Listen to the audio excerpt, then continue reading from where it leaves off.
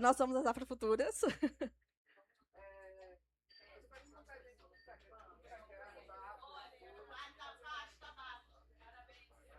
Obrigada.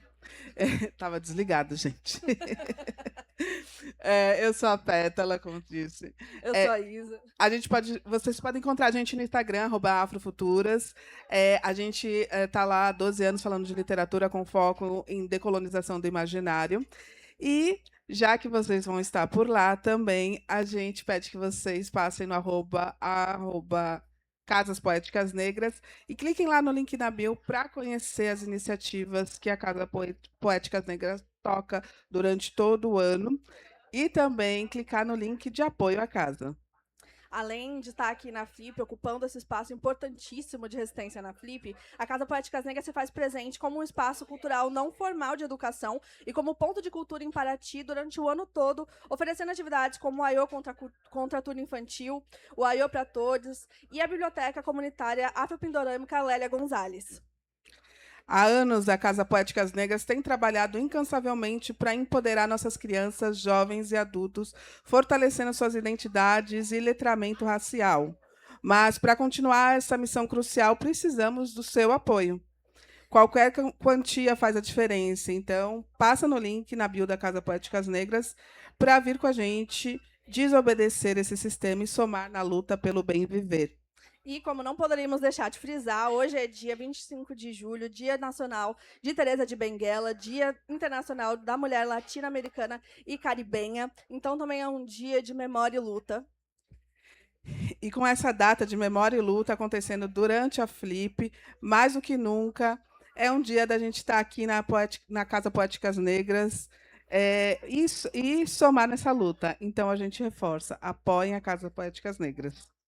E esse ano, a Casa Poéticas Negras tem como um dos seus temas democracia é território, porque a gente acredita que não existe democracia sem território.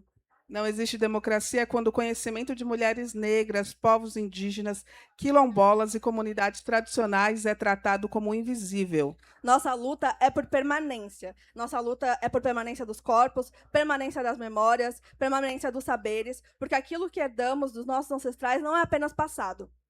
É ferramenta de transformação e é tecnologia de futuro. É caminho para construir um mundo mais justo, plural e verdadeiramente democrático. Democracia é território, e território é se proteger, e cultiva, e território se protege e se cultiva, se fortalece todos os dias. E dando continuidade a tudo isso que temos debatido ao longo de toda essa programação aqui na Casa Poéticas Negras, que a gente vai começar a nossa próxima mesa com o tema Nenhum Povo Nasce do Esquecimento, Memória, Resistência e as Histórias que Atravessam Gerações. Para isso, eu peço a ajuda de vocês para chamar os nossos convidados, por favor. Uma salva de palmas para Eva Potiguara, Josiane Silva Souza, Henrique Samin e Dayana Malito. Boa mesa, gente.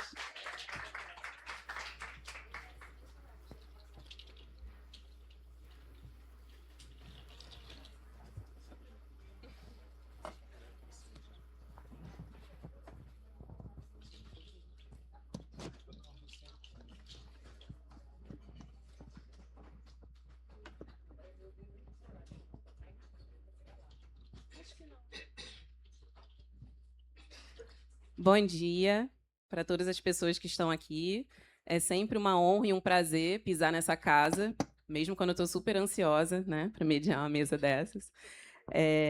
Agradecer, né, a presença de vocês. Peço licença para saudar e agradecer os mais velhos que abriram os caminhos, né, para a gente poder estar aqui. Uma fonte de sabedoria e memória viva das nossas comunidades, que é o que dialoga com a nossa mesa de hoje, né? Eu vou apresentar aqui os nossos convidados.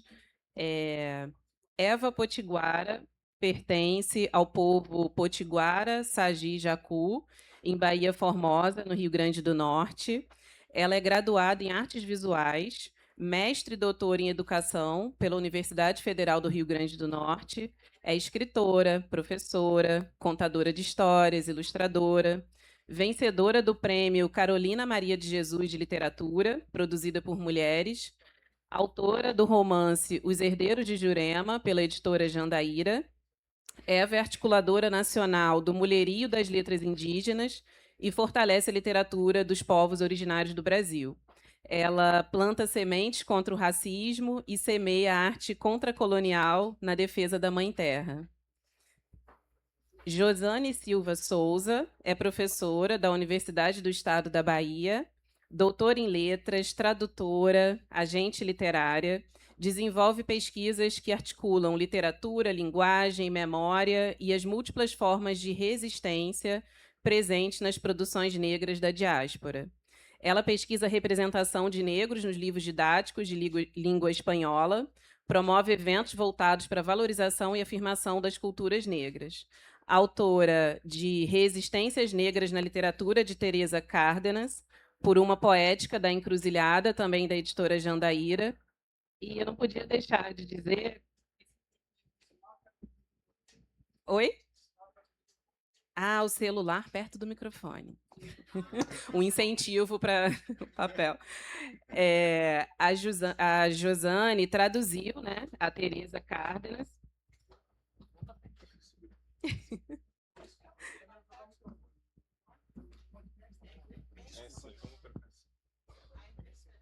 Será que foi agora? Ok. Imagina. Desculpa, gente. Ela traduziu a Teresa Cárdenas pela editora Palas e está traduzindo Becos da Memória, da Conceição Evaristo, para o espanhol. Bom, Henrique, quando uma pessoa ganha a alcunha de professor de universidade pública, só aparece aquele nome, né? Professor de literatura da Universidade do Estado do Rio de Janeiro. Mas aí eu fui ver que você tem graduação em filosofia, graduação em letras, mestrado em filosofia, mestrado em psicologia social e doutorado em letras. O Henrique coordena o projeto Letras Pretas, voltado ao estudo da produção intelectual de mulheres negras, integrou a comissão consultora da Ocupação Machado de Assis, do Itaú Cultural, e presidiu a comissão julgadora do Prêmio Conceição Evaristo de Literatura Afrofuturista. Autor de Anastácia e a Máscara, da Malê, Os Panteras Negras, uma introdução, da Jandaíra, Uma Temporada no Inferno, também da Malê, Levante, Jandaíra, e o mais atual, Diário Negro de Tóquio, pela Masa. Vou me apresentar rapidamente. Eu me chamo Dayana Malito, sou psicóloga clínica, doutora em psicologia pela Universidade Federal Fluminense, mãe, professora universitária e escritora quando sobra um tempo. E aí eu queria perguntar, né, a pergunta é a mesma, essa primeira pergunta para a mesa, que vocês contassem um pouquinho dos projetos atuais de vocês, o que vocês estão fazendo, e se isso está sendo prazeroso, se está potencializando, se está honrando a história de vocês, ou se está drenando a energia, um pouco por aí. Quem gostaria de começar? Diandê Coema, Xerungueras, Cunhangueras, Auebeté, Xerum, Porangueté. Muito obrigada, querida. Bom dia, mulheres, homens aqui presentes. Falei aqui um pouco na minha língua, porque eu não posso falar outra língua antes do meu povo, porque eu estaria omitindo a minha ancestralidade. Estou muito honrada de estar mais uma vez aqui nessa casa, uma casa em que a energia, a gente sente que é uma energia muito perene, e a gente sente que muitas pessoas que vêm aqui, elas vêm também para trocar coisas que não estão nas vitrines. Isso é importante. O nosso trabalho como militante contracolonial, dentro de uma sociedade colonial, não é fácil. Chegar até aqui na Flip, né, pela segunda vez, é também um retrato da nossa resistência. Eu não estou aqui representando apenas a minha individualidade, estou aqui representando uma coletividade atemporal. Eu estou aqui representando tanto o meu povo, a minha nação potiguara, como as minhas avós, bisavós, tetravó, quintavó, E também a fala, as minhas narrativas, elas estão também dialogando com as narrativas atemporais das mulheres e também dos homens dos povos originários. Quando a gente fala isso, é importante a gente também em- explicar, né, para quem talvez não entende, que a escrita da mulher indígena é uma escrita da coletividade. Ela não é uma escrita de uma pessoa apenas dentro de uma linguagem artística própria, mas ela é, antes de tudo, uma escrita de muitas vidas imbricadas, implicadas e conectadas. Nós não temos uma forma padrão de escrever, porque nós somos povos das oralidades, mas tivemos que aprender a escrita do invasor para poder usá-la como ferramenta de guerra. E eu estou aqui em guerra. Então, todo o nosso planejamento é estratégico. Até para chegar aqui, nós fizemos muitas estratégias para poder estarmos aqui.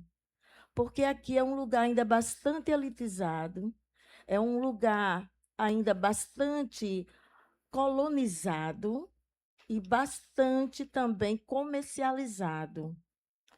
E o livro, que também é uma forma de diálogo com essa sociedade, ela mesmo, por mais que a gente tente, ela está inserida em todo esse sistema colonial capitalista.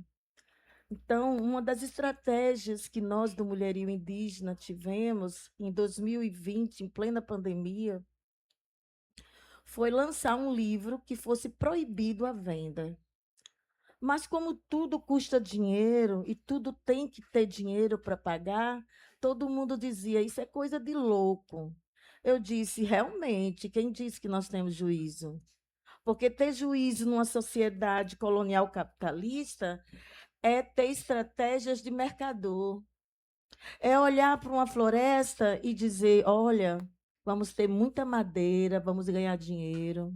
Depois vamos tirar essa madeira, vamos fazer um resort, vamos ter muito turismo aqui, vamos trazer os gringos para cá, vamos ganhar em dólar, em euro. Isso é ter juízo. E depois a gente cria uma feira literária aqui. Vai ser tão legal o pessoal fazendo selfie com esses prédios coloniais. Pois é. Mas aí, acho que se Nego Bispo tivesse aqui do meu lado, ele dizia: pois é, né, Eva? Tanta gente passa nessas pedras e não sente o cheiro do sangue, que ainda hoje está molhado nelas.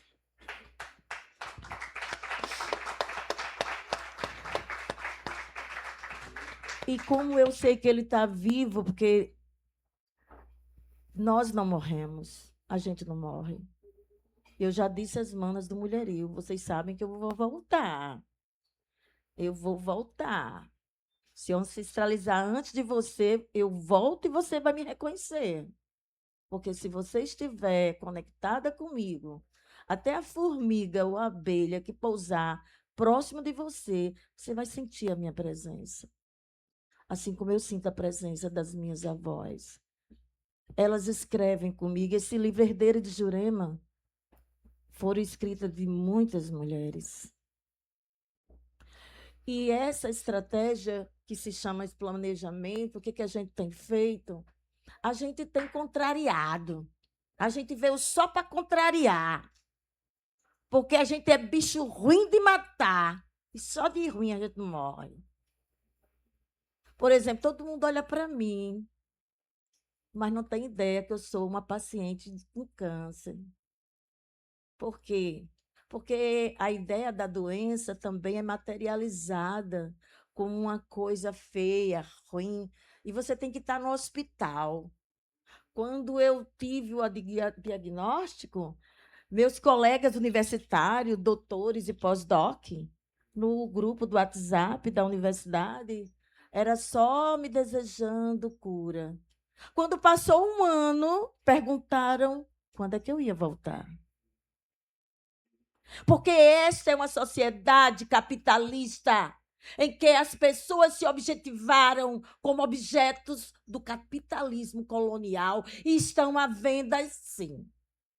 Como diz o ditado, todo mundo tem seu preço. Eu não tenho preço nenhum, porque nenhum preço pode me comprar. Todos os que tentaram me comprar não conseguiram. Há mais de 30 anos que eu escrevo. São mais tempo do que 24 edições da Flip. Mas por que eu só estive aqui pela primeira vez no ano passado? Onde é que eu estava? Por que eu não pude estar aqui antes? Por que tantas mulheres negras e indígenas não podiam estar aqui? Por quê? Porque não podem, não sabem escrever. No ano passado, apenas 3 mulheres ganharam o prêmio Jabuti. Será que porque as mulheres não escrevem bem? Será? Será? Se vocês observarem o número de mulheres escritoras, teve um boom dos últimos 5 anos. E você pode ver no Instagram, leia mulheres, São Paulo, Rio, Bahia, etc. e tal. Leia as mulheres da Caatinga, leia as mulheres do Cerrado. As mulheres estão com a bexiga taboca. E ainda é pouco. Mas cadê as mulheres nos pódios? Cadê as mulheres no lugar de premiações? Isso também é uma necessidade de descolonizar. Porque descolonizar não é só a cor. Mas se eu tiver com esse cocá, também eu serei discriminada. Como eu fui no dia da entrega do Prêmio Jabuti em 2023. Eu era a única de cocá. Então, eu estava despadronizada. Eu não estava a caráter. Eu estava totalmente descaracterizada. Eu estava com uma formiga encarnada preta ou a formiga encarnada vermelha para alguns no meio das outras formigas brancas. Então, eu chamei a atenção, porque eu estava fora do padrão. E na hora quando chamaram para ganhar o prêmio Jabuti, álbum biográfico do mulherio das letras indígenas, viram o cocá chegar até lá, porque esse cocá é marcação de território. Não é enfeite. Não é acessório de carnaval. Não é moda. Isso aqui é conceito, identidade étnica, orgânica e espiritual. E nem toda aldeia ou povo usa cocá. Vamos logo deixar isso claro, porque seria também outra atitude de reproduzir o racismo. Assim como nem todo povo andava nu, porque tinha frio, tinha que se cobrir. Se tem calor, porque vai andar vestido. Isso é coisa de branco, que nos vestiu. Claro, por mim, eu queria estar aqui nua mesmo. Por que não? É muito melhor. E se fosse meu povo que estivesse cuidando dessa terra, esse mar aí na frente não estava poluído, não. Quando terminasse aqui, a gente ia, o quê? Todo mundo tomar cachaça, rodar de uma fogueira ali e tomar banho. Tudo pelado. Por que não? Porque era meu povo que estava aqui legislando a lei. Porque era a lei do matriarcado e não do patriarcado. E era isso que eu queria planejar também aqui. Terminasse a Flip, vamos tomar banho. Todo mundo ali. Todo mundo nu.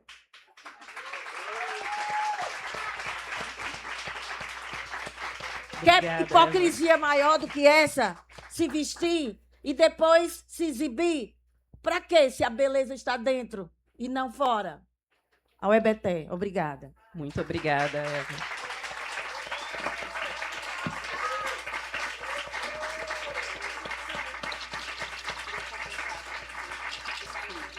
Josane.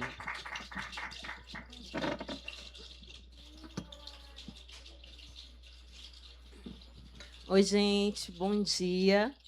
É difícil, né, agora poder falar. A gente tinha que deixar a Eva para depois, porque depois dela a responsabilidade é grande. Mas eu quero iniciar agradecendo mais um ano aqui na Casa Poéticas Negras, agradecer em nome de Ângela e de toda a equipe da Poéticas, né? Meu lugar preferido na Flip, estou aqui o dia todo, o tempo todo. Gosto muito. Também cumprimentar, né, as pessoas aqui presentes e dizer que, né, respondendo a sua pergunta, o que é que eu tenho feito que tem me deixado, né, eu acho que empolgada, feliz, enfim. Eu sou professora e eu adoro ser professora. Então, eu tenho pensado em projetos, na verdade, para a educação. Ontem eu vi uma coisa aqui que me chamou a atenção, que alguém estava falando dessa diferença que há, né? O que a gente produz nos espaços não formais e nos espaços formais da universidade, das escolas, e como alguém que estava palestrando aqui enxergava isso, de alguma forma. E aí eu tenho percebido também alguns movimentos nesse lugar de pensar esses espaços não formais como um reconhecimento que tem que existir, sempre existiram esses espaços não formais, mas a gente tem que entender também que esses espaços formais acaba que nessa sociedade capitalista doente são os espaços que dão também regra e compasso para que nossos jovens negros que estão na periferia, nossos jovens de um modo geral, possam acessar lugares também. Porque não adianta, a gente, infelizmente, tem que entrar lá e minar por dentro, né? Então, eu tenho pensado em projetos para os jovens que estão entrando e cada vez mais jovens dentro da universidade, para que eles tenham cada vez mais liberdade de existir, de ser quem eles são, quem eles querem ser. Essa é a minha proposta, né? O meu caminho mesmo. Com a educação, né? Cada um trabalha dentro de um espectro e também desenvolve dentro dele. Tem a tradução também, porque eu sou da literatura, né? Escrevo uma coisa ali, outra aqui, escrevo coisas que eu não publico, escrevo coisas que eu publico. Mas eu gosto muito de traduzir, porque a separação dos povos pela língua foi um dos primeiros mecanismos de escravização. E a tradução, ela une as culturas, ela une as pessoas. Então, através dela, a gente pode conhecer o que produz uma pessoa que se parece comigo, que está do outro lado do continente, ou que está no Caribe, ou que está em outra parte. Então, esse lugar de traduzir, que eu chamo também uma espécie de papel de Exu, né? Porque você leva uma língua para outra, você comunica uma cultura para outra, também me traz para esse lugar de muito êxito, de muita alegria, de muita felicidade. Eu costumo acreditar, de coração, eu costumo acreditar que é possível, principalmente de onde eu vim e onde eu cheguei. Aí, esses dias, alguém postou, comentei alguma postagem minha, você vai longe. Eu falei, eu já estou longe. Eu não preciso de mais nada. Eu só preciso continuar sentindo o que eu estou sentindo, fazendo o que eu estou fazendo. Eu estou muito satisfeita com os caminhos que eu tomei, graças à minha mais velha, que é minha mãe, porque graças a ela, né, eu sempre falo, eu trago até isso no meu livro, né, que para que ela me possibilitou voar, mesmo que para isso ela tenha mantido os pés no chão. E é isso que nossas famílias fazem, né? Então, se hoje eu chego aqui, se eu posso falar de um certo conforto, com um certo conhecimento, minha mãe me deu isso, ela possibilitou isso. Então, eu estou muito honrada, muito feliz de poder estar caminhando por essa vida, né? De poder estar construindo laços, de estar construindo conhecimento, cultura, fazendo pontes para que os meus alunos, né, eles também possam sonhar. Então, cada semestre a gente tem uma turma de sonhadores e sonhadoras.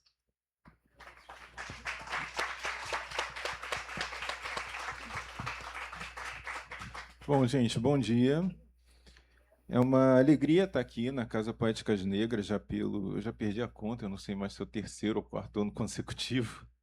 Enfim, é muito bom estar sempre aqui, a gente sempre é muito bem recebido aqui. É uma alegria estar de novo ao lado da Dayana, estar ao lado da Eva, estar ao lado da Josane.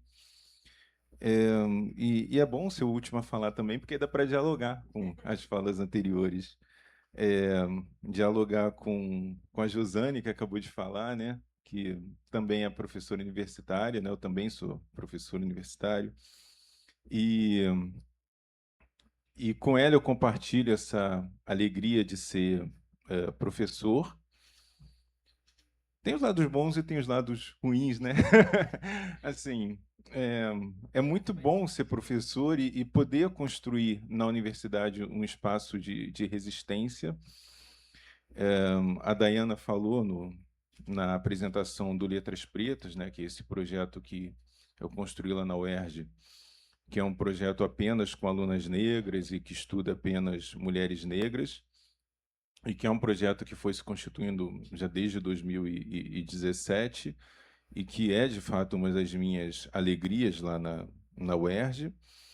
E as minhas pesquisas, né, as pesquisas que eu venho desenvolvendo lá na UERJ também têm sido uma alegria ao longo de todo esse tempo, por pesquisar literatura de autoria negra. Mas a universidade também é um espaço muito massacrante, né? Muitas vezes assim, a gente sabe o quanto a universidade é um espaço ainda racista, ainda muito violento. E nesse sentido é que escrever para mim é muito prazeroso, né? Produzir literatura para mim é muito prazeroso. E aí eu vou, sobretudo, para pergunta que a Dayana fez, né? O que tem sido, o que eu tenho encontrado de prazer dos meus projetos. A literatura para mim é o lugar onde eu encontro prazer, porque a literatura é onde eu encontro a liberdade. E aí a fala da Eva me contemplou demais, assim, porque a Eva falou sobre a literatura como coletividade. E isso, para mim, foi o grande divisor de águas na minha trajetória, sobretudo a partir da publicação do Levante, né, que foi o livro publicado pela Jandaíra, que foi o divisor de águas na minha trajetória literária, porque antes eu era muito marcado por uma formação que vinha de uma literatura branca, aquela formação que a gente tem, né, de vir de uma escolaridade e vir de uma formação canônica, né, como era o meu caso, de vir de Ontem eu participei de uma mesa com Alice Mogg, em que ele falou sobre isso, né, ele disse, eu lia os autores, não foi exatamente isso que ele disse, mas parafraseando, eu li os autores, eu bebi dos autores brancos, ele citou alguns, mas não me envenenei com eles. Então, assim, foi isso que mais ou menos aconteceu comigo também. E o Levante foi o livro que trouxe essa guinada na minha vida, porque foi o livro a partir do qual eu me filiei à tradição literária negra e me trouxe a grande transformação, porque foi a partir do momento em que eu entendi com quem eu queria dialogar e para quem eu queria escrever, que era para o meu povo, que era para pessoas negras, e eu passei a entender que escrever não era jamais escrever solitário, era sempre escrever acompanhado, era sempre escrever com quem abriu caminhos antes, era sempre escrever junto com muitas vozes, e sempre entender a literatura como, de fato, uma missão coletiva. E também entender, como a Eva também comentou, a literatura como um planejamento estratégico e como um instrumento de guerra. Quer dizer, entender que a gente muitas vezes está escrevendo e produzindo travando uma batalha, né? Aliás, isso tem uma outra expressão do CEMOG, né, que surgiu ontem lá no debate que a gente teve, que é a literatura de combate, né? Que é você escrever enfrentando um inimigo. E no meu caso, o inimigo é a branquitude, né? Toda aquela estrutura que a branquitude construiu. E esses livros, né, o Levante, o Panteras Negras, né, que também saiu pela Jandaíra, agora mais recentemente o Diário Negro de Tóquio, que saiu pela Masa, os livros pela Malê, são sempre livros que têm esse horizonte desenhado, assim, são livros que fazem uma crítica muito violenta à branquitude, são livros sempre em diálogo com essa tradição negra, então são livros que têm um diálogo com uma tradição muito bem definida, são livros escritos em diálogo com pessoas negras e com pessoas não brancas, de uma maneira em geral, e às vezes as pessoas brancas nem também, às vezes as pessoas brancas acham alguma coisa interessante ali, eu até fico feliz quando isso acontece, porque isso mostra que tem pessoas brancas que, de fato, estão comprometidas com a realização dessa crítica à branquitude, mas não é para pessoas brancas prioritariamente que eu escrevo. é para pessoas negras e é para pessoas não brancas. Então, eu acho assim que o prazer que eu tenho está aí, sabe? Está no desenvolvimento desses projetos e está no entendimento da literatura como uma missão e como uma missão política para o meu povo. Obrigada, Henrique. Bem, o mote dessa casa, né, esse ano, é essa frase maravilhosa que democracia não se negocia, se defende. E aí eu fico pensando, que bom que você está em guerra, Eva. Acho que estamos, né? E há uma convocação diária para que a gente negocie a nossa identidade o tempo todo. Seja você na mesa do bar, tomando uma cerveja com seus amigos, seja no seu espaço de trabalho. E aí eu fico pensando na literatura, né? Essa literatura com letra maiúscula, que a mesa bem está dizendo, né? O que representa também essa festa literária, quando que ela começou a mudar de cara, enfim. E essa literatura com letra maiúscula, ela se funda apagando histórias, apagando corpos, apagando memórias, né? E ela vai chamar de identitário tudo, né? Tudo que não for a história de um homem branco de meia idade contando da relação dele com o pai. Aí a literatura de mulheres, aí a literatura indígena, a literatura, né, preta, enfim. E aí eu queria perguntar para vocês, né, para todos, como é que foi, no processo de escrita, não negociar com a identidade de vocês? Porque essa convocação, ela está ali. Ela está ali quando a gente aprende a palavra escrita, né? Quando você entra na universidade ou não, tem alguma coisa assim de, mas é literatura mesmo? O que você está fazendo? Será que isso funciona? Como é que vocês fizeram assim para não negociar com o que precisa ser dito, com o que pulsa, enfim? Eu acho fundamental essa pergunta para a gente também impactar o que a gente aqui entende por literatura. Eu fico, às vezes, pensando num evento como esse, de literatura, em que vem pessoas de várias cidades, até de fora do país. O que essas pessoas pensam o que é literatura? O que faz uma pessoa também dizer, eu vou comprar esse livro e esse não? Porque eu quero tanto ouvir esse autor, essa autora. O que faz, assim... Eu jogo agora para o universo essas perguntas, porque eu fico inquieta, né? Como desde que eu acho que desde a barriga da minha mãe, que eu fiz muita, comecei a fazer estripulia de lá para cá, fuleiragem foi longe, né? Na verdade, eu não nasci, eu acho assim que ela apareci nem ri, eu acho que eu ri da cara da minha mãe. Quando eu nasci, eu digo, mãe, a sua vida jamais será a mesma, porque até a senhora ter vai ter que fazer a virada da chave comigo. Isso aconteceu, né? Hoje eu e minha mãe são como se fossem duas irmãs. Porque minha mãe era uma menina quando engravidou. Eu digo, bexiga, tá bom. Quando é que foi parar agora a literatura? É porque a literatura, ela começa dentro de casa com a gente, com as coisas que a avó e a mãe diz para a gente. E a gente começa a perguntar o que é certo, o que é errado, porque as pessoas começam a dizer, isso é certo, isso é errado, isso pode, isso não pode. Você tem que sentar assim, não assim, você é menina, você não sei o quê, você não é homem, não sei o quê.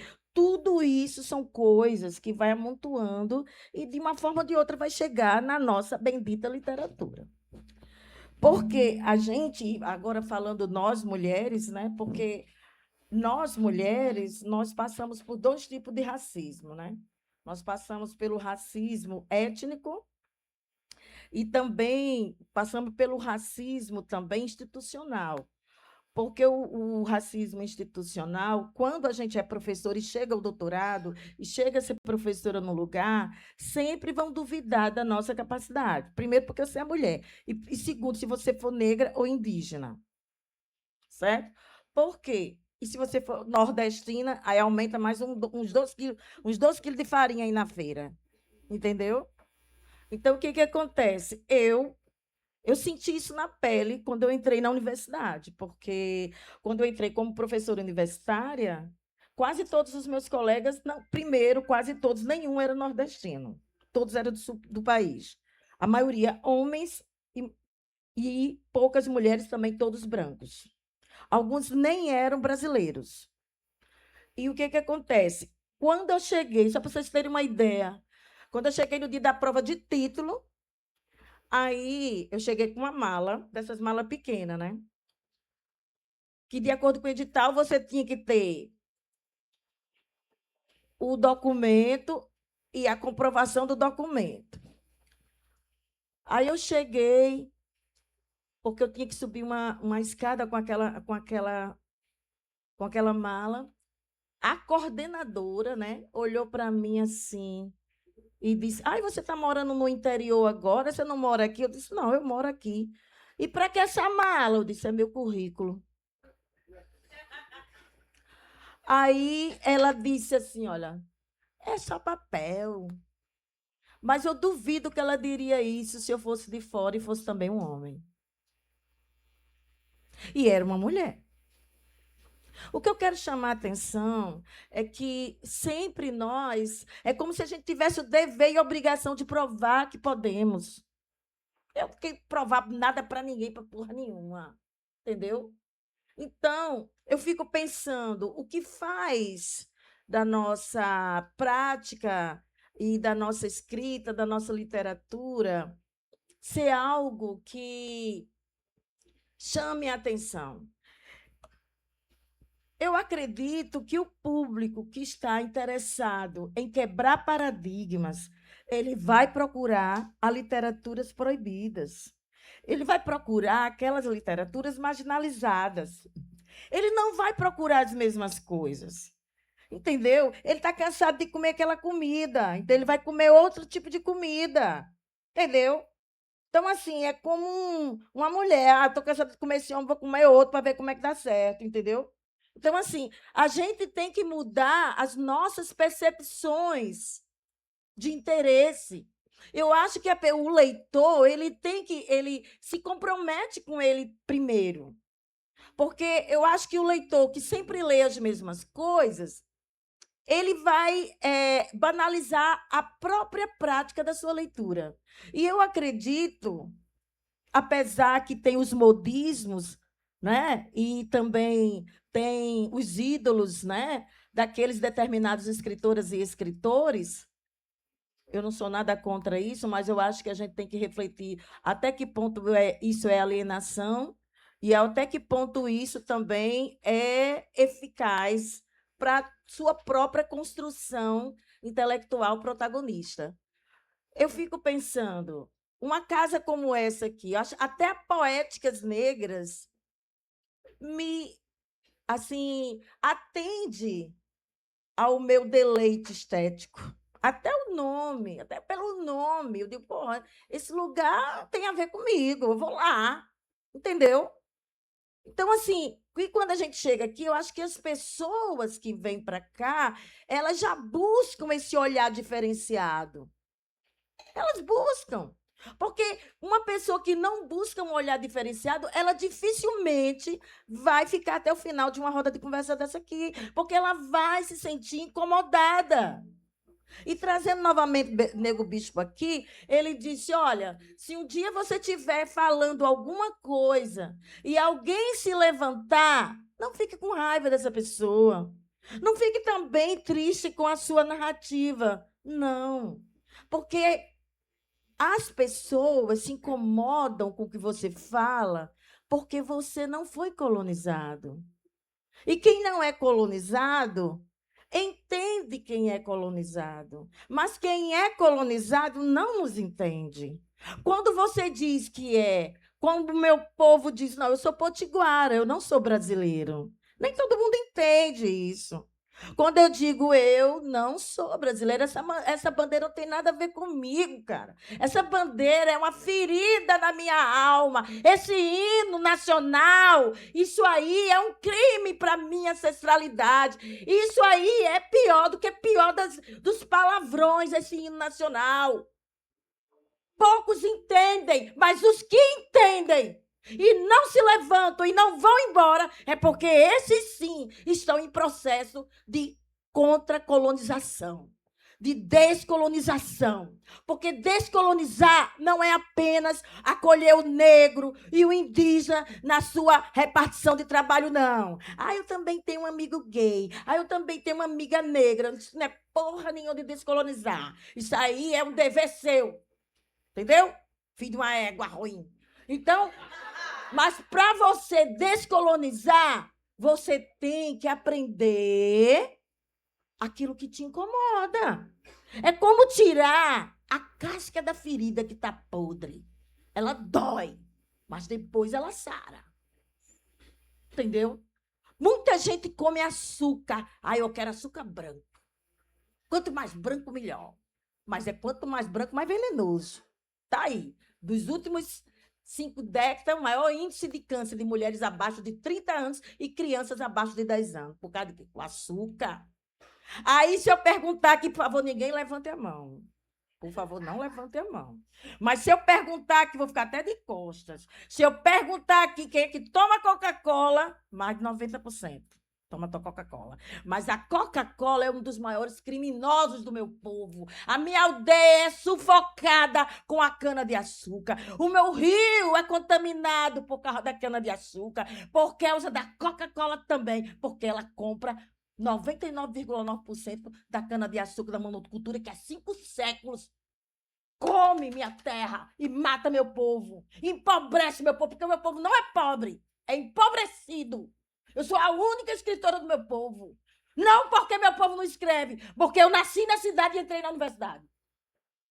Porque meu bisavô saiu da aldeia, foi para uma cidade próxima da cidade, teve minha avó, que teve meu pai, e meu pai foi para escapar da fome, foi para a cidade, eu nasci na cidade. E entrei na universidade e escrevi. O que eu quero dizer é que descolonizar é muita coisa. Se eu disser, você vai parar de tomar Coca-Cola? Você vai? Não, é mais fácil eu deixar o marido. Deixa, porque depois tem mais outro lá fora. Coca-Cola, gente, e eu não estou falando aqui contra nenhuma empresa, eu estou falando de questão de descolonizar. Descolonizar. Não é só ela, não, é todo tipo de refrigerante. Mas por que eu destaquei ela? Porque sem a cana-de-açúcar não existiria Coca-Cola. Entendeu? Aí eu vou para um evento sobre questões ambientais, mas está lá, Coca-Cola que está patronizando. Aí quem está patronizando é quem? É a grande empresa multinacional mineira Vale, que não vale nada. Entendeu? Que até hoje corpos de parentes e amigos não foram encontrados e as mães até hoje esperam os corpos dos seus filhos. E aí? Alguém da Vale foi preso? Não. E nós estamos no século XXI. Agora vá aqui um de vocês aqui roubar a galinha do vizinho, se você não é preso. Vá! Mas o que a Vale fez? A Vale acabou com uma cidade chamada Mariana. Ela acabou com projetos históricos de mais de 300 anos. E o que ela pagou? Ela pagou o quê? Ela continua lá. Tá? E eu não estou contando história de era uma vez. Todo mundo sabe. Agora, porque esse país continua assim, porque também a maior parte da sociedade é negligente e é cúmplice. Se você não tem capacidade de descolonizar, não reclame. Você é culpada e culpado da crise climática. Você consome demais, você compra demais, você usa açúcar demais, carne demais, só para lavar um boi. Você sabe quantos litros de água é gasto? Você sabe quanto desmatamento é feito para poder ter pasto para o boi? E você sabia que a maior parte do boi que é matado aqui não é para a barriga das pessoas que moram aqui? Vai tudo para onde? Para o Oriente, como a soja, que tira meus parentes também das terras. Como um garimpo, se você compra ouro, você também é um cúmplice do colonial capitalismo, sim. E se você não aguenta o que eu estou dizendo, isso não é problema meu. O que eu estou falando aqui é sobre processos de descolonização. E lá no livro de Nego Bispo, A Terra Quer, ela está pedindo. Quando ela manda o quê? Uma chuva em tempo de seca. Quando ela manda uma seca em tempo de chuva. Quando ela manda acontecer tragédias ambientais que não estavam lá nos propósitos dos grandes cientistas, porque a terra dá e a terra quer. A terra pede. O que o homem está fazendo com a terra? A cutia, ela come a jabuticaba e onde ela defeca, ela nasce outra jabuticaba. Ela come a mangaba e onde ela faz o cocô, nasce outra mangaba. Porque a mangaba e a jabuticaba só nasce quando ela é fertilizada pelo ácido dos orgânicos, das enzimas desses animais mamíferos. Eles sabem o que fazem. Eles são semeadores, plantadores, agricultores. E quem é que assume? Quem é que assume que faz isso? Aqui tem Herdeiro de Jurema. Esse livro aqui foi censurado. Vários anos. Foi censurado. Por quê? Porque aí a gente mete o cacete no agronegócio. A gente mete cacete nos coronéis, nos latifundiários, que até hoje agoniza. Aí são mulheres indígenas e quilombolas lutando contra o coronel da cana-de-açúcar, os coronéis da cana-de-açúcar. Por isso que é um livro pesado, não é para todo mundo ler, é para quem aguenta. Aqui não tem censura de nada. E esse livro é parte de uma trilogia, de uma minissérie, que foi, inclusive, premiada. Mas, quando foi para passar pelo patrocínio, o patrocínio não quis pagar. Por quê? Porque o agro é pop. E o resto eu não vou contar.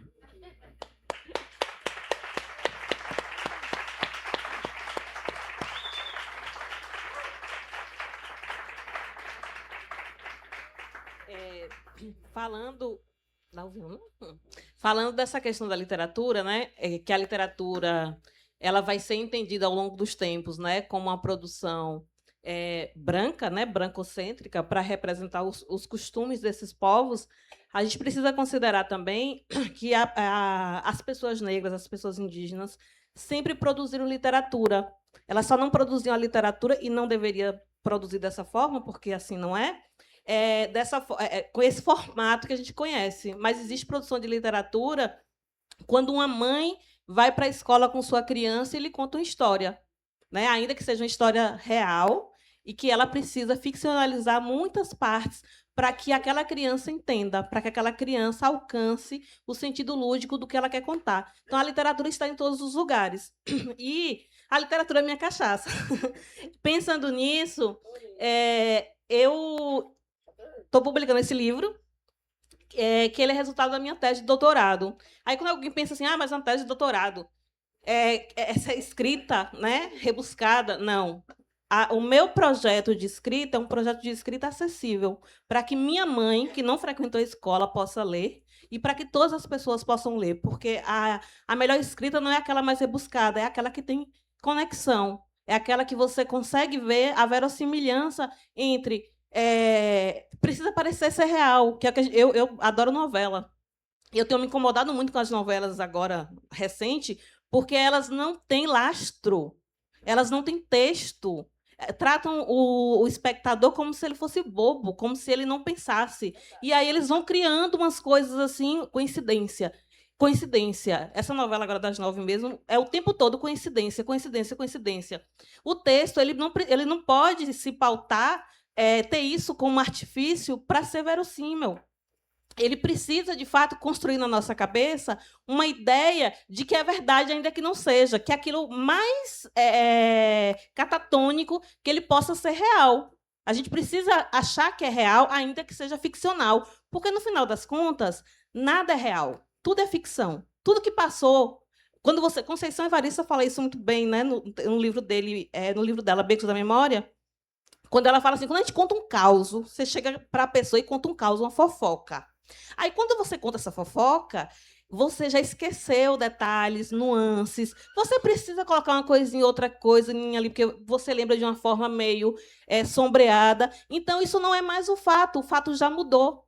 Nada é real. E, pensando nisso também, nossa história como pessoas negras, e eu posso falar apenas dessa história, porque é a história que eu estudo,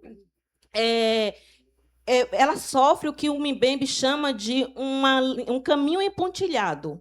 Mbembe é um filósofo, né, africano muito importante, e esse caminho empontilhado a gente precisa enxertar, porque nossa história ela é a mente senil de um idoso escravizado que está em Cachorro Velho, que é a obra de Teresa Cárdenas. Essa memória, ela precisa ser enxertada, porque ela não existe para a gente, ela nos foi tirada, nos massacraram em termos de memória. E a literatura negra ela vai fazer isso. Ela nos dá uma possibilidade de poder mirar o passado e nos enxergar. Porque a gente só tem o passado para nos dizer quem somos. O presente não nos diz, a gente está produzindo, a gente está vivendo. O futuro ele não existe. Então, é o passado que vai dizer para a gente quem a gente quer. E se nosso passado ele é empontilhado, nós nos tornamos seres fragmentados. E a literatura ela tira da gente esse peso. Ela nos dá essa possibilidade. Eu posso enxergar minha avó, minha tataravó, meu avô, as lutas que o meu povo empreendeu ao longo dos séculos para que eu estivesse aqui. E eu só posso fazer isso através da literatura, ou da arte, ou da música. Então, nesse sentido, a arte ela tem essa potência. E aí eu vou trabalhar com 4 livros de Teresa Cárdenas, que é essa autora cubana, em que eu reconto o passado através da literatura. Então, a gente tem o primeiro livro, que é da Teresa, né? Que é Contos de Olof, que ela vai pensar, né, a produção do mundo a partir da perspectiva iorubá. Então, ainda não havia escravização, o racismo não faz parte do que está escrito aqui. A gente não vai pensar em racismo quando a gente lê essa obra, porque ele não vai estar presente. O racismo ele é criado depois, né, com a questão da branquitude. Aí, depois, a gente tem Mãe Sereia, que conta a história da primeira embarcação que sai do continente africano. E aí eu ficava sempre imaginando como é que seria essa primeira embarcação, o que aconteceu com essas pessoas, o que é que elas falavam, o que é que elas sentiam, a primeira vez que aconteceu isso. Porque depois se sabe, né? Um conta, outro conta, né? A escravização existe, isso toma uma forma, uma estrutura, né? Mas a primeira embarcação, como é que essas pessoas encararam esse trajeto? E isso é guiado por Iemanjá, que é Madre Sirena, né? E depois, no período de pós-escravização, que é Cachorro Velho. Cachorro Velho é um velho senil que passou a vida inteira tomando conta de um engenho, nunca saiu desse engenho, e aí, quando ele se torna velho, ele é alçado ao posto de quem cuida de porteiro, né? Quem cuida da cancela. E aí a memória dele também está fragmentada, porque ele não lembra mais das coisas direito. E aí eu faço uma referência dessa memória fragmentada com a história de nós negros. E, por último, Cartas para Minha Mãe, que já é no período pós-escravização, que conta a história de uma menina que perde a mãe muito cedo e, para lidar com o racismo, ela escreve cartas ao céu, ela escreve cartas à mãe. E aí é uma escrevivência nata, né, em essência, como diz Conceição Evaristo. E meu trabalho com o meu livro é fazer a análise dessas obras e construir uma costura entre os vários passados que nós temos e que a literatura nos possibilita. Então, assim, eu só existo aqui nesse espaço, inclusive, por conta da literatura. Sabe, é meu amor maior, é minha vida mesmo, a literatura. Então, é isso que ela representa para mim.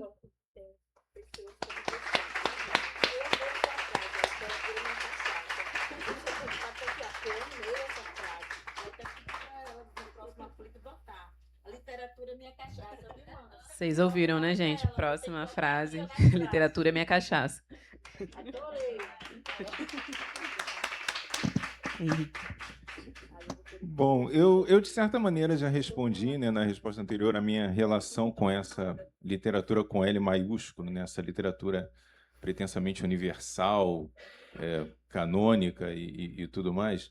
Então eu vou voltar a essa questão falando, abordando uma historinha que eu conto aqui no Diário Negro de Tóquio, porque é um livro que ele tem várias camadas aqui nele. Em parte, ele é um diário dessa viagem que eu faço a Tóquio em 2023 para ministrar um curso sobre literatura negra, mas ele tem uma segunda camada aqui, que é o que o Michel Mingotti, que é o postfaciador, vai dizer que é uma espécie de um romance de formação, assim, que eu vou contar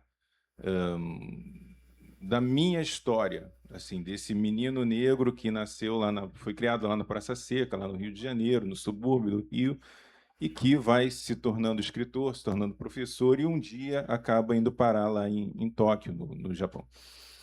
E eu vou tentando entender como é que eu vou me tornando escritor e como é que eu vou chegando a entender o que é a minha literatura? E como é que eu me torno esse escritor negro? Porque, como eu disse anteriormente, para mim a literatura ganha sentido no momento em que eu me filio a essa literatura negra, a essa tradição negra. Eu tenho 2 livros anteriores ao Levante, que eu mencionei aqui anteriormente. Um de 2005, chamado Poemário do Desterro, e o nome já diz muita coisa, né? De desterro, então era uma coisa muito desterrada, de fato, uma coisa muito sem lugar. Era um livro que falava muito de uma tradição com a qual eu tentava dialogar, e era um tributo muito pesado essa tradição. E um segundo, chamado Estudos sobre Temas Antigos, e que eu tentava voltar a uma antiguidade para procurar um sentido de uma poesia, e tinha uma visão muito pessimista do mundo. A poesia está perdida, a poesia não tem mais sentido, quando na verdade quem estava perdido, quem estava sem sentido era eu, né? Porque eu não sabia para quem eu estava escrevendo e sobre o que eu estava escrevendo. E é com o Levante depois que eu entendo para quem eu preciso escrever e sobre o que eu estou escrevendo quando eu descubro e quando eu encontro a tradição literária negra. E aí tem uma passagem aqui no livro em que eu resgato um momento da minha adolescência, que é, de um certo modo, uma pré-história disso.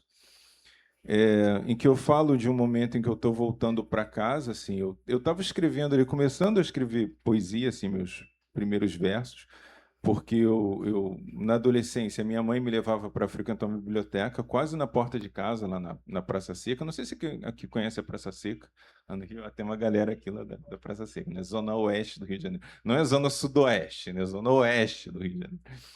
E depois inventaram isso de Zona Sudoeste, essas coisas aí lá. E aí tinha uma biblioteca lá, quase na porta da vila onde eu morava. E aí minha mãe me levava para frequentar essa biblioteca. E no início eu ia lá na sessão infantil, essas coisas todas, mas depois eu comecei a ir lá para a parte adulta, assim, me aventurar na parte adulta. E aí, quando eu comecei para a parte adulta, por algum motivo que eu jamais vou saber explicar, hoje em dia eu tenho certeza que foi a ancestralidade que me levou para lá. Mas na época eu não sabia explicar. Eu fiquei fissurado pelos simbolistas. Que coisa, né? Eu, assim, com 11, 12 anos, estava lendo poesia simbolista, eu adorava os simbolistas. Cruz e Souza, Alfonso de Guimarães, eu adorava esses caras. Eu começava a imitar esses caras. Achava que eu estava escrevendo poesia, obviamente não estava. Achava que estava escrevendo soneto, obviamente não estava. Mas achava assim que tipo, eu estava fazendo poesia, etc. e tal. E aí depois eu comecei a ler muito Vinícius de Moraes, porque tinha disco do Vinícius de Moraes lá em casa, eu pegava o livro de sonetos dele, começava a imitar aquilo. E achava que isso era poesia e tal, que eu estava fazendo poesia, né? E o tipo de poesia que eu estava tentando escrever era imitando isso. Mas, assim, obviamente, era uma coisa muito descolada do mundo em que eu vivia. E a Praça Seca, nessa época, assim, lá nos anos 90 e tal, já era uma região meio sinistra, né? Já tinha lá uma questão do tráfico e tal, tentando chegar por lá, milícia aparecendo e tal. E tem um dia em que eu estou voltando para casa, assim, de madrugada, e quase chegando lá na vila em que eu morava, e tinha um cara morto, assim, na rua. Lá no chão, e eu descrevo essa cena aqui, assim, o cara tinha sido morto há pouco tempo, então estava lá o corpo caído, e tinha um sangue, assim, ao redor e tal. E aí eu passo ali, vejo aquele corpo caído e ali no chão. Eu vejo assim que é um corpo caído há pouco tempo. Tinha um cara ali que vendia droga ali perto. A gente sabia que quem tinha... Aquele cara não devia estar envolvido com aquela morte, porque ele era um traficante. Ele não era um morto, mas também não devia ser um matador, porque ele era um cara assim bem traficantezinho de bairro e tal, não mexia com essas coisas, não. E ali rolava tiroteio, mas não na rua em que eu vivia. Os tiroteios eram mais longe. Então era uma coisa que fazia parte do meu cotidiano, mas não tão perto. Era uma coisa meio distante. Tanto que eu criança, eu gostava quando tinha tiroteio porque não tinha aula. Porque a minha escola era perto de onde a bala comia. Aí, tipo, porra, tem tiroteio legal, não vou precisar ir à escola. Eu vou poder ficar em casa jogando videogame, jogando bola. Então, é, pela primeira vez aquilo chegou tão perto de mim. E isso bateu em mim também porque aquilo eu não ia conseguir colocar na poesia, sabe? Não era uma coisa que chegava na literatura para mim. E aquilo, assim, foi o primeiro choque, primeira vez que bateu forte isso, assim. A poesia que eu estou escrevendo, a literatura que eu estou escrevendo, é incompatível com esse mundo no qual eu estou vivendo, assim. Não bate, a literatura que eu conheço não bate com o mundo no qual eu vivo. E isso vai ficar em mim durante muito tempo. Assim, isso foi antes ainda de eu publicar esses primeiros livros, mas vai ficar guardado em mim até muitos anos depois, quando eu publico o Levante. E no prefácio do Levante, a Cidinha da Silva, né, que é prefaciadora, ela fala uma coisa que depois eu guardo, que ela diz que o meu projeto poético é transformar o horror em poesia. E eu acho que, de fato, é isso que eu faço até hoje, sabe? Conseguir extrair do horror em que nós, pessoas negras, pessoas não brancas, vivemos, a matéria de algo que é possível, sabe? Extrair beleza disso, de alguma forma, para lidar com esse horror. Então, enfim, acho que é por aí que está a minha relação com a literatura. E que, de fato, está muito longe da literatura que outras pessoas, pessoas brancas que não precisam enfrentar com esse horror, ou que podem voltar as costas para esse horror, produzem.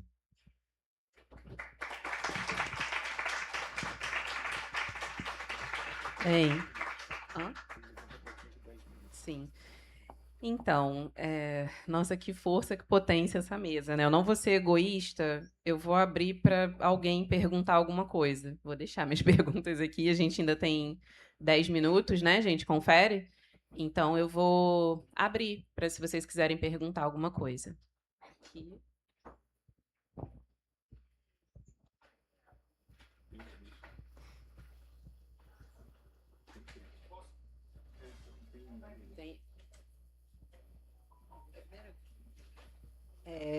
Boa tarde, tudo bom? É um prazer e uma honra estar presente com vocês, em especial para mim, para a Eva, que sou admiradora do seu trabalho, da sua luta. E dentro da minha posição, dentro da sociedade, tento, dentro da minha realidade, estar cada vez mais adquirindo conhecimento para poder estar nessa luta e nessa guerra com vocês. A gente viu aqui hoje você falando sobre a importância da descolonização, sobre o que consumimos em nosso cotidiano, né, no nosso dia a dia. Então, eu gostaria de perguntar para você, Eva, qual a importância também de descolonizarmos a nossa fé na branquitude, de como o cristianismo se mantém como uma das maiores ferramentas de colonização e de como ele tem o poder mantém o poder na mão do patriarcal que vem nos matando e nos devorando a cada dia.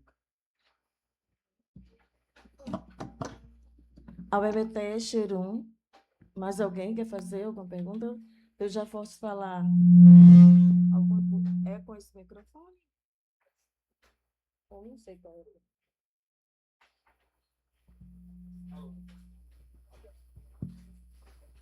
Alô? Sim. Eva, boa tarde. Fiquei impactado com a sua fala. Achei que estávamos aqui acompanhado de muito mais gente do que está aqui à vista. E foi maravilhoso.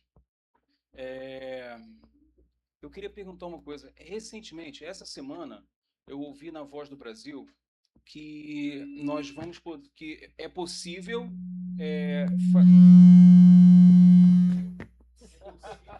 É o celular. Eu pensei que... Ainda tem alô, sim. É possível fazer a sua identidade civil com os traços de originalidade, né? Então, recentemente eu ouvi isso na Voz do Brasil. Agora, o indígena pode tirar a foto da identidade com cocar, essas coisas assim. Sim. Eu queria que você falasse com a gente como você percebe isso, se isso traz ancestralidade ou como foi dito na palestra anterior, se isso traz um traço de bondade arrogante por parte do governo ou por parte dessa sociedade patriarcal que nós vivemos. Queria que você falasse um pouquinho para a gente isso. E, Henrique, a gente é da Praça Seca, né? Eu acho não. Agora, depois dessas duas perguntas, eu digo que aqui é lugar de doido, viu? Aqui não tem gente normal, não. Então, eu estou no lugar certo. Eu acho que se tivesse gente normal, eu faria uma pergunta dessa, não. Principalmente a primeira pergunta, eu acho bastante pertinente, a questão religiosa. Na verdade, é bom a gente saber diferenciar religião de religiosidade, né? Espiritualidade é uma coisa singular de cada ser. Eu acredito que até os bichos têm uma espiritualidade, porque eu vejo os bichos como os nossos irmãos. A árvore é nossa irmã mais velha, elas vieram antes de nós. O rio é nosso avô, a lua é nossa avó, a terra é nossa mãe. Então, dá para vocês terem uma ideia de como a nossa família é grande e é uma família bem foda, né? Entendeu? Foda com PH, né? Como o povo inventou.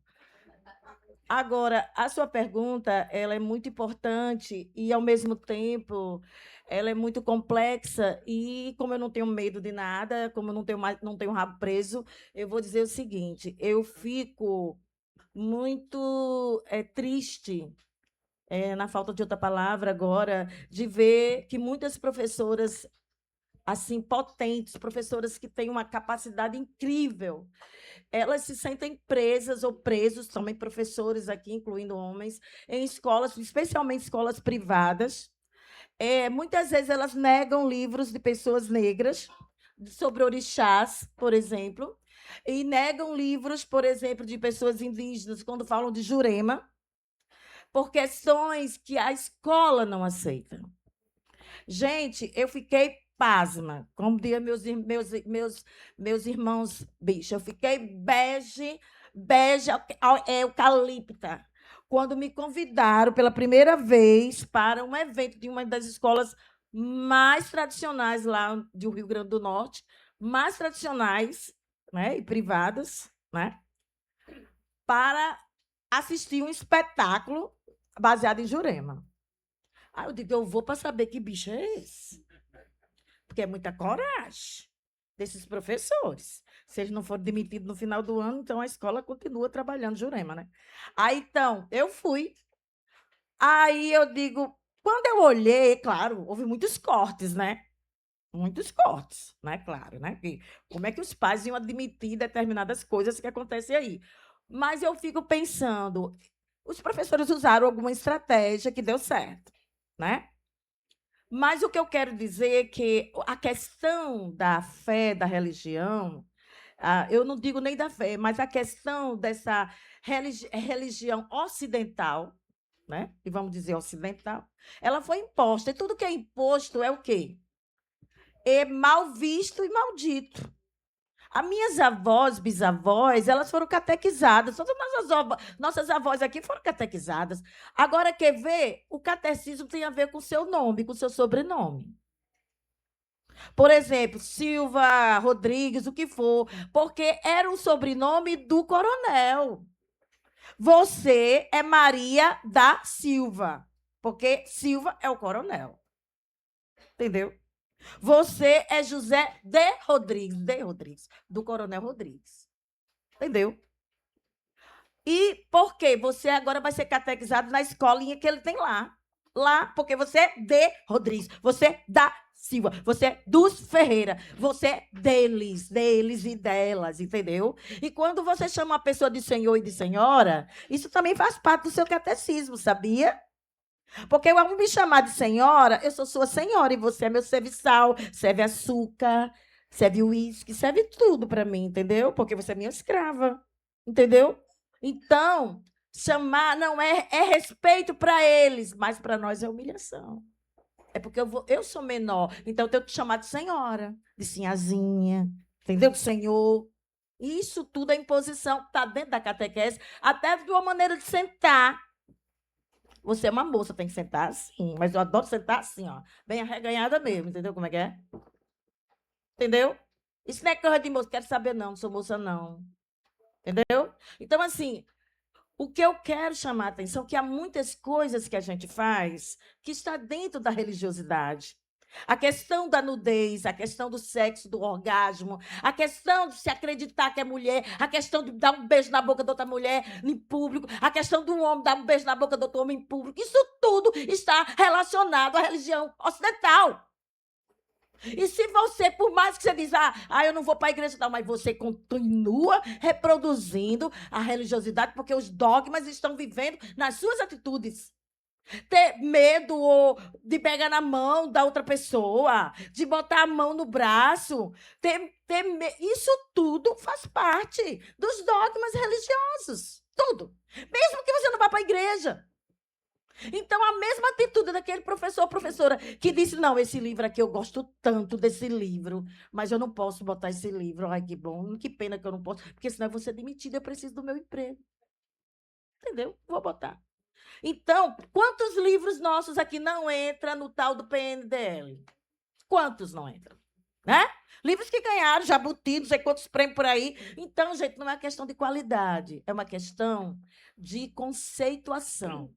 E para tentar essa questão também da foto, eu acho que foi uma coisa assim que há muito tempo era para acontecer. Era só para dizer, olha, nós não somos racistas. Vocês podem botar o seu cocá. Entendeu? Assim, eu tiro com o cocá se eu quiser. Isso é uma coisa de cada um. Eu me sinto bem, tiro. Eu não me sinto bem, não tiro. Por exemplo, eu uso batom, porque eu passo batom, mas não deixo a boiada passar. Entendeu? Então, assim, você usa batom, você usa celular, você usa iPhone, eu uso. Porque eu estou em guerra, tenho que usar a melhor tecnologia. Eu não vou usar flecha, não, meu filho. Eu vou usar uma bomba e vou estourar bem na sua cozinha. Entendeu? Mesmo que eu vá junto com a bomba, mas você vai junto comigo, peste. Mas eu volto, miserável. Tu ainda não vai voltar, não, Gota Serena. Mas eu quero deixar aqui um presente para minha irmã. Porque eu sou dessas. É o seguinte, eu estou numa casa que eu aprendi a gostar. E digo a vocês, sem medo de errar, realmente é a melhor casa, viu, minha filha? Porque aqui tudo é bom das mulheres, a comida, da comida, das mulheres, tudo aqui é do bom e do melhor.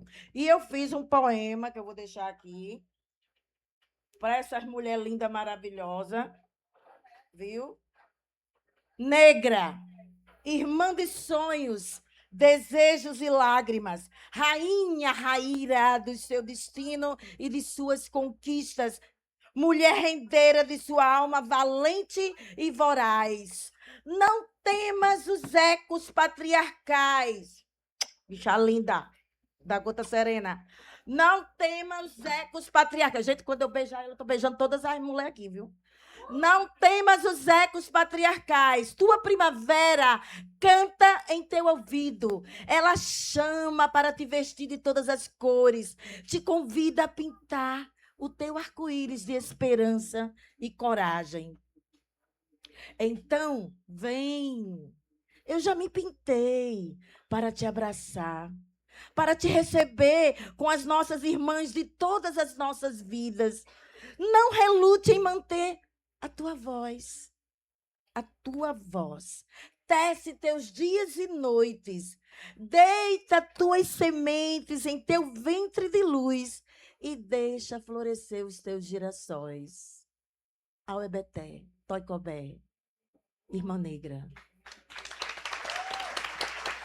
E eu quero pedir às minhas irmãs negras e às minhas irmãs aqui de todas as cores, manas, vamos nos unir, vamos descolonizar, amem umas às outras, meta o cacete no patriarcado e não na mana. Quer meter o cacete, eu trago a burduna também, trago até de angico, que é madeira que até bala de canhão não vence, mas meta o cacete no patriarcado e não na outra mana, porque a outra poderia ser você. A outra, a puta, a rapariga, todas são maravilhosas. Não é filho da puta nem filha da puta. Porque todos nós atrás, temos 13 mulheres atrás de nós, no mínimo, 13. E muitas delas foram chamadas de puta. Vamos amar as nossas mulheres, amemo-nos umas às outras, porque a outra podia ser você. ao EBT, e Ande Moraíbe Jurema, que Jurema vos abençoe. Muito obrigada, gente. Muito obrigada. Então, está encerrada mesmo. Olha, eu estou bebendo água, viu, gente? Eu nasci bêbada, porque eu nasci depois de uma quarta-feira de cinza. Minha mãe bebeu todas, né? Fazer o quê? Já nasci bêbada. Os livros vão estar à venda, né? Ah, então, gente, a mesa de autógrafos lá fora. A gente precisa encerrar, não tem como mais fazer pergunta. Ela queria fazer uma pergunta. Dar uma informação aqui que eu preciso dar. Eu sou muito dada, sabe? Gente, é o seguinte, eu tenho que dar uma informação para vocês importantíssima. Esse ano, no dia 12 de abril, nós fundamos a primeira biblioteca de Abiyala. Não é Bexiga de América Latina, não, viu? É Abiyala. Tá bom? Vamos descolonizar. Nada de América fez pulso daqui para ele. É Abiyala.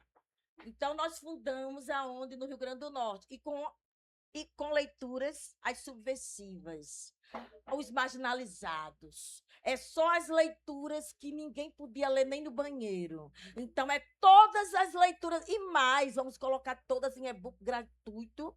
Na bio do Gamboa do Jaguaribe, que é um sítio arqueológico.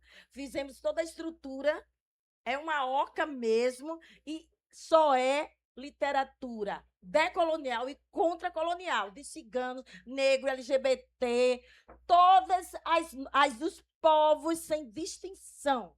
Então, essa biblioteca, que chama-se Quacheroca, vai ter os livros dessa maravilhosa, né? Eu quero seu livro também. E de todas. E também. Vamos ter. Gente, nós estamos garimpando todas as obras, que são aquelas obras que não passam pelo PNL. Aí o que a gente vai fazer? A gente vai fazer assim, vai abrir para todo mundo de graça, sabe? Para os professores ir lá, baixar os livros, ler os livros, comprar livros. Por quê? Porque isso é descolonizar. E a gente vai abrir só de ruim, de graça, para todo mundo ler. Então, é assim que a gente descoloniza, viu?